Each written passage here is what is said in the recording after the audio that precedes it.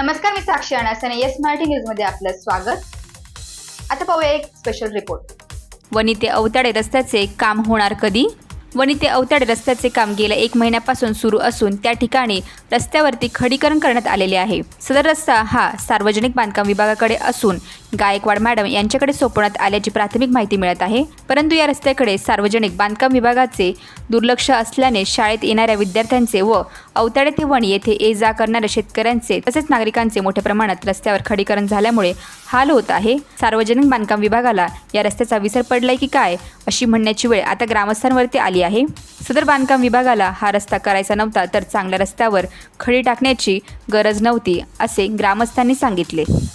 18 जून 2024 आपण पाहू शकतो की हा वणी ते अवताडे रस्ता गेल्या 1 महिन्यापासून हे खडीकरण करण्यात आलेले आहे. परंतु ह्या रस्त्याचा विसर ठेकेदाराला पडला की काय अशी म्हणण्याची वेळ आता आलेली आहे. आता सकाळचे जरी 8:30 वाजले, हे शाळेकरी मुलं आता ह्या खडीतून प्रवास करताना मार्गक्रमण करताना दिसत आहेत. शाळा सुरू झाल्यात 1 महिना झाला. तर आपण जाणून घेऊया आता या शाळेच्या मुली आहेत.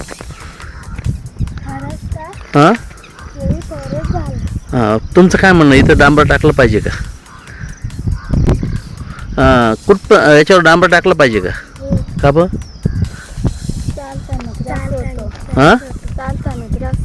किती मुलं शाळेत येतात इकडनं? किती? 50 मुलं येतात. आपण पाहू शकतो की ह्याच ठिकाणी हा रस्त्याचं काम गेल्या महिन्यापासून आता हे रखडलेलं आहे.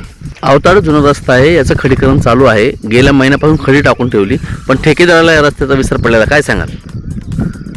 तसं ते मला निश्चित माहीत नाही, पण मग आधी व्हायला पाहिजे होता. आता पावसाळा सुरू झाला आहे, मुलांचे हाल होता, येणार जाणार. इथून मोटरसायकल पण जात नाही सध्या, तर ते आधी व्हायला पाहिजे होतं. इकडे शेती पण आहे, शाळेकरी मुलं पण येतात. हो, शाळकरी मुलांचे थोडे जास्त हाल आहेत. त्यांना 3-4 किलोमीटर पायी जावं लागतं.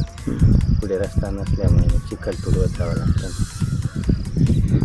आपण पाहू शकतो की विद्यार्थ्यांना चिखल तुडवत जावं लागतं व जे शेतात जाणारे आहेत किंवा गावात अवताडे गावात जाणारे शेतकरी आहेत, काही दूध घेऊन येणारे जे नागरिक आहेत, त्यांनासुद्धा ह्या रस्त्याने चालणं बिकट झालं आहे, जिगरीचं झालेलं आहे.